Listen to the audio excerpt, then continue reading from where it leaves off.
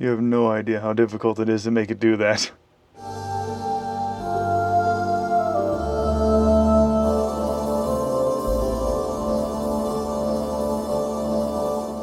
So I want to take some time and show you everything that I've learned so far. I'm not saying I'm a master of these things, because by no means is this completed. But I did learn a lot that I think could help the next person try to make this a little easier on them. So let's take a look. Okay, tools that you're going to need. You're going to need a 9/32 combination wrench, because these little adjuster nuts right here on the outside, I mean, you can get an adjustable wrench in there or some pliers. Forget all that. You're going to do this so much, you're really going to want this little wrench. You're also going to need a 5/16. So the 5/16 is going to go, it's going to go on this guy for your cable, so that's duh. But it's also going to go on the inner sleeve, sheath, whatever you want to call it, portion of the rod adjusters. So you're going to need that guy, and then you're going to need your 9. You're also going to need an 11mm for the jam nut for the cable.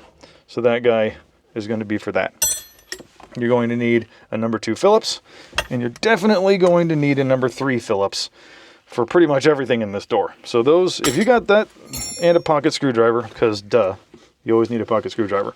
And you're also a 17, don't forget your 17mm, you're going to need that for your strikers. So the first thing that I did is I replaced this cable that we were talking about last week. Tip number 1 would be, if you're replacing this cable like I did for the outer door handle, remove the outer door handle. If you try and do it with the outer door handle still in the car, you're going to end up bending this cable, and then it'll drag inside of that sheath, and you're kind of back to square one. So ask me how I know. At this point, what I recommend is to remove the inner door handle assembly entirely. I had that guy off. So that kind of takes one piece out of the mix, and then I removed both latches. I saw a couple of videos about a little piece of plastic, I'll show you in here, that you really should cut off. And it took me a while to kind of go in through this thing and peek with it and prod around in there, and I figured out exactly why they say that. The reason that they say that little piece of plastic that's in there blocks the locking mechanism. It blocks the spring from going in. It will allow you to lock the doors with the doors open. So anyway, I took the latches off, I cut off that little piece. While I had the latches out, I also removed the door shock. So now the only thing that's holding this right now is the torsion rod. So you should be able to have a little bit of bounce, like 3 inches or whatever, with just the torsion rod. And that really helps when it comes to this. So you can see how I can move it past where the strikers hit, and you hear it doesn't hit. So that way you can keep dingling with your strikers until you get them to where they will reach all the way up inside there, and they won't hit the door or that little, triangular kind of guide piece before they get in there. Then I put the latches back in, and then I tested. I was in here, so I have the seat removed, and I'm just sitting on the floor. And I think this is a lot easier than if I had the seat in and I was sitting higher and I was kind of smushed. This is definitely easier. So what I could do is I can just push it down and latch it, and then I can test manually one by one. So what happened initially was that I was pulling the latch, and I was like, yay, I got the door to open, but only the rear latch was working. So I was like, okay, well, how do I verify it's not the front latch and or the rear latch? Because it kind of went boom in the back. It seemed like it was more the rear latch than the front. And sure enough, if I just disconnected the rear latch and pulled it, the whole door would come open. So that front latch wasn't doing diddly.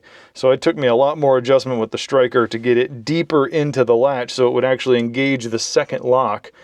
And then the adjustment of this rod right here has got to be just right. I mean, you don't give you much fiddle fart room. Once you can get both of the strikers not to hit and to double latch with minimal force, oh, that's single latch.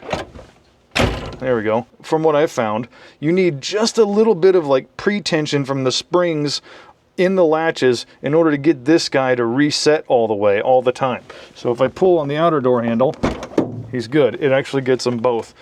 But this guy can still kind of a little bit if you don't have just a little bit of pre-tension on both of these rods. So to allow the spring in the front latch and the rear latch to pull just a little bit. Too much and you won't get the latch to work. It'll be disengaging as soon as it closes. So it's a balancing act. One thing to do that it took me until getting outside is that you want to pull the handle really, really slow, because sometimes you're pulling these together, but one of them might be a little bit more adjusted than the other one, and then you'll hear it go boom, boom, and it'll unlatch one before the other, and the door will do this kind of wobble thing as it comes up.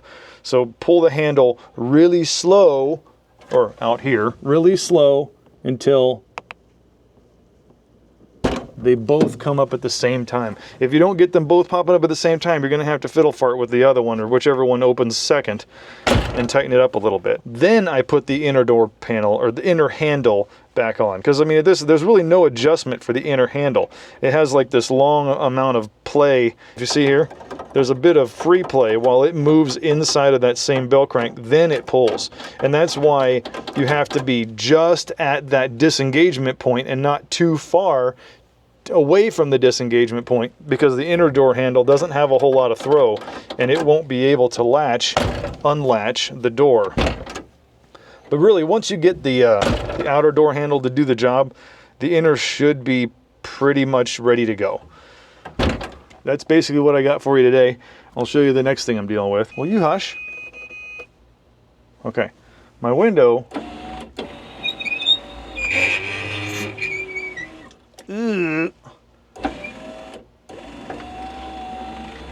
Sounds kind of yuck. Anyway, I got the updated window regulator and I'm going to fiddle with that. While I've got this thing this far apart, absolutely might as well. Once I get the door lock situation kind of figured out and the new actuator ready to go, maybe I'll try to record putting those in there. Hope this helped. See you next time.